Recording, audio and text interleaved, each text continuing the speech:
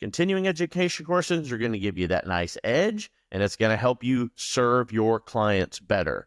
Take classes that are relevant to your niche and how you do business. Reason number 5, some agents simply aren't good at follow-up, probably the general portion of you.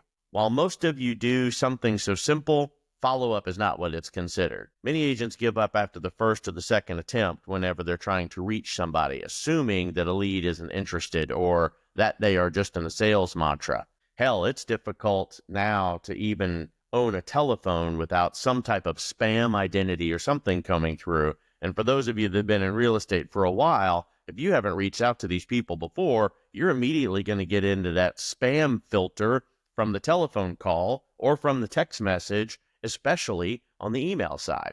But here's the thing you need to realize. Most buyers and sellers are not ready to commit immediately. It takes time. It's all about the timing. If you're not constantly staying in touch with people and building relationships, another agent will be. And they're going to be right there at your kid's school with a big table and a nice banner behind them to remind that person why they need to be working with a professional. Follow-up, by the way, is not about being pushy. It is about building relationships, genuinely caring about people and what they are doing.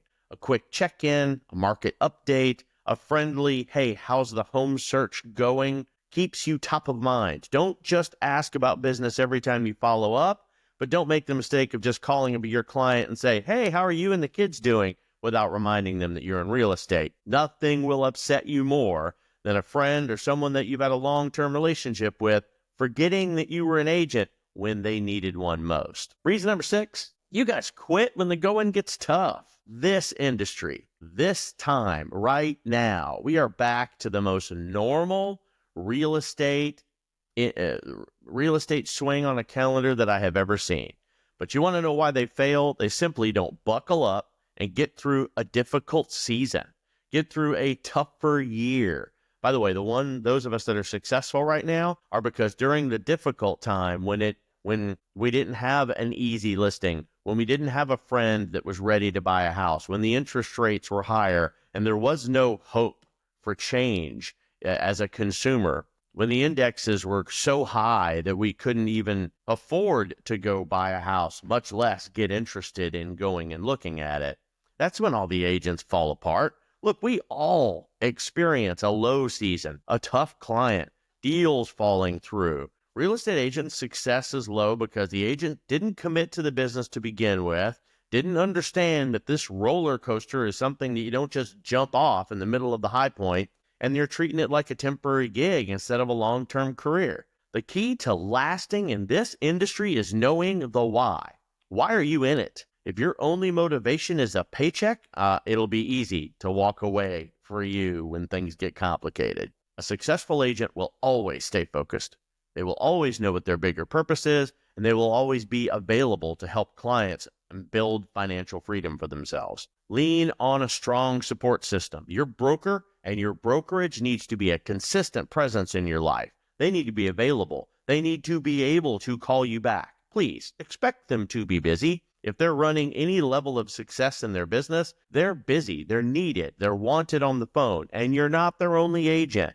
There are also probably working clients too. They should be competing with you so that they can stay relevant. Sorry, but I'm not working with a broker that was successful 20 years ago. I need one that knows what the heck is going on in the industry today. Reason 7, this one hits. You could just be at the wrong brokerage, and nothing holds you back more than having the wrong brand on your chest. Sorry, but you big brands and you big boxes out there, you suck. And the way that you treat your agents is deplorable. The way that you're not there for their success, you don't get involved in every single transaction is the reason that we as smaller brokerages do so well, because we actually care about the people that are there. And no, not all of us. There are some very disconnected brokers out there. But if you pick the wrong brokerage as an agent, especially as a new agent, it will break your success. There's no question about it. Most of them offer little to no training. They leave you figuring out things by yourself. Your brokerage firm has got to be not just a long-term place for you to hang your license. It's got to set you up for long-term success. It's got to give you advice just like this every single week. It cannot be a cold conversation. So when you're choosing your brokerage and when you're working with a brokerage, find out what their training is, find out what their coaching model is, find out what they offer for the long term. If it's the same old wheel that they just keep turning, every January you're doing the same old classes, every March you're doing the same old spring fling conversations, every month you're doing the same old hangouts, and none of it generates business for you, you're in the wrong place, and you need to find out quick. If you're working with a team and your team doesn't offer coaching to get you some tools to success, invest in a tool yourself. As long as it fits within your budget, it's a smart idea to get some technical support without having 50 different apps that all do the same thing. Real estate is hard. Challenges that real estate agents face are many. Whether you are considering it for the first time, whether you are just recently licensed, or whether you've been in this for years, it is essential for you to understand that there are hurdles. And let me just give you a few of them. Struggling to generate consistent leads. New agents always underestimate the effort required to generate leads. No, you don't need to build a budget so that some company can generate leads for you. You need to learn how to go out there and define a client base and get it and earn it. Sales isn't just they walked into the sales floor and they had to buy a car today.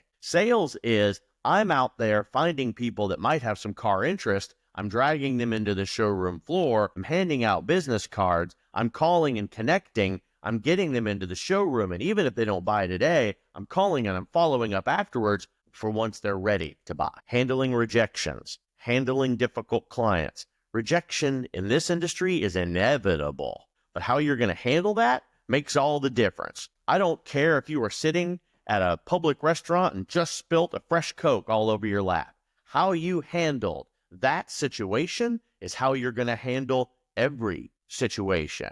And you need to be in the mindset of everyone is watching me at all times, and I need to be the consummate professional regardless of my hair being on fire. Work-life balance is a ridiculous ideal. You put your family first, and your family will understand when you need to dedicate to work. That's what work-life balance is. Work-life balance is I need to be able to control my personal life so that 80% of my time goes to myself and my family and my friends and running around and traveling and doing good things so that I can just dedicate 20% of that time, rest of that time to work.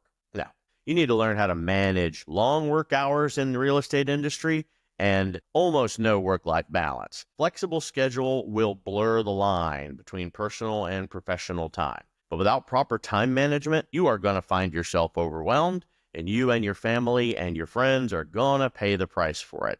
Instead, keep up with it. Make them a part of it. Include them. If you truly work for yourself, and this isn't just a side hustle, there's plenty of time to have a good time.